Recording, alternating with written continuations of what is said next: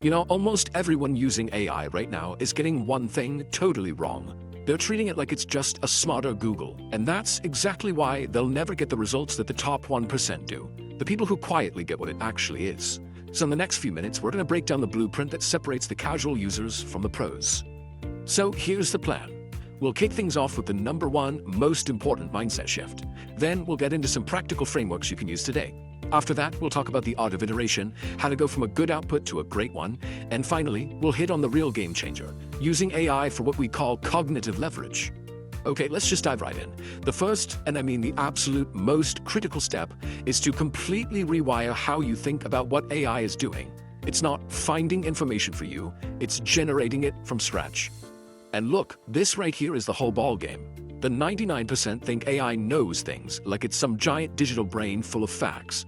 But the 1%, they understand that it knows absolutely nothing. It's just a ridiculously powerful calculator that's making predictions about which word is most likely to come next. And that's not just a small detail, it changes everything. So what does that even mean, a probability engine? Well, think of it like this. If I say, Humpty Dumpty sat on a, your brain immediately fills in wall.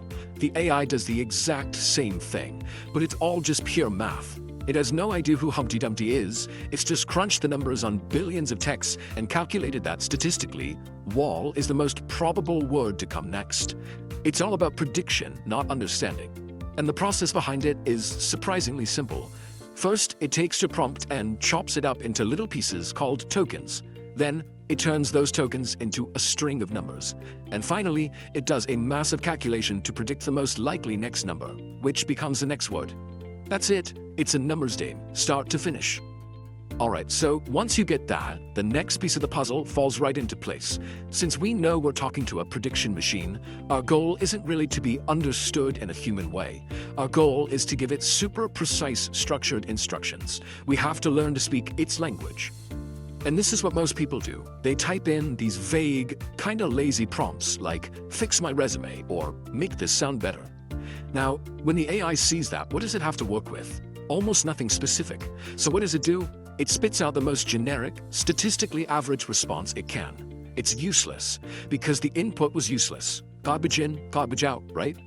So the fix for this is a super simple but incredibly powerful formula. Just remember AIM. First, A is for actor. You gotta give the AI a role, a persona. Tell it who to be. Second, I is for input. Give it the context, the raw data, the background info it needs. And third, M is for mission. Tell it exactly what a successful outcome looks like. Actor, input, mission. Simple. Okay, now check this out. Look at the difference. This prompt nails the AIM framework. The actor, a senior hiring manager at a fintech startup. The input, my resume and the job description. The mission, rewrite for impact and give me 10 specific bullet points.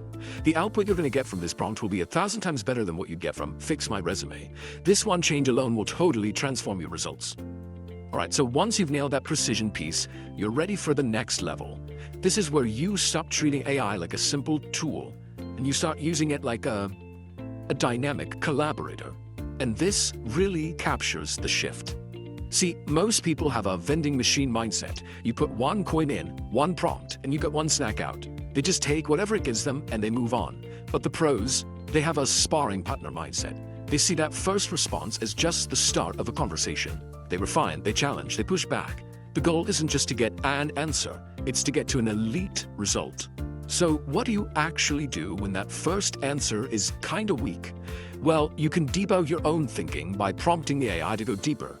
Tell it, think this through step by step. Ask it to play devil's advocate and challenge its own logic. One I love is asking it to ask me clarifying questions to improve the output. Or you can just be direct and say, how could I have written this prompt better for you? Here's another pro-level move. Steer the AI toward quality. Instead of asking for generic advice, you anchor your prompt in specific expertise. So you might say, explain this concept using the mental models of Charlie Munger, or analyze this based on the research from this specific paper. What you're doing is you're pulling its predictions away from internet mediocrity and toward real intellectual excellence. Okay, this is where we get into the really advanced stuff. This is where you go from getting outputs that are just technically correct to creating something that's genuinely insightful and original. This is all about developing what you might call taste. And this is the question you need to be asking yourself constantly.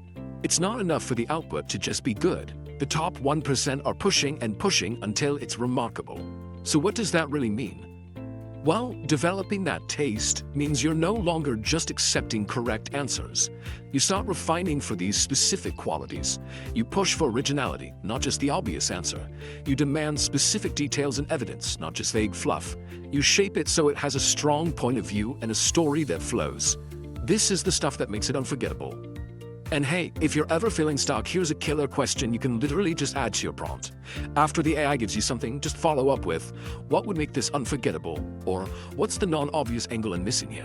You're basically prompting the machine to help you push past average and find something exceptional. Okay, so this all leads to the final and honestly the most important part of this whole thing. The goal of all this work isn't just to get better at writing prompts. The real transformation happens inside your own head.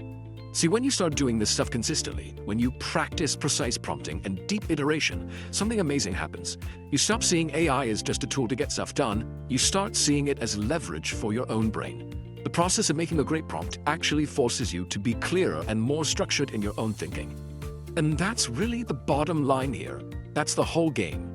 AI isn't here to replace human intelligence, it's here to amplify it. And the gap between the people who master this amplification and the people who don't is just going to get wider and wider. So let me leave you with this idea. The future isn't going to be run by people who just use AI. It's going to be run by people who have learned how to think clearly with AI. That skill is what matters. And now you've got the blueprint. The only question left is, are you ready to get started?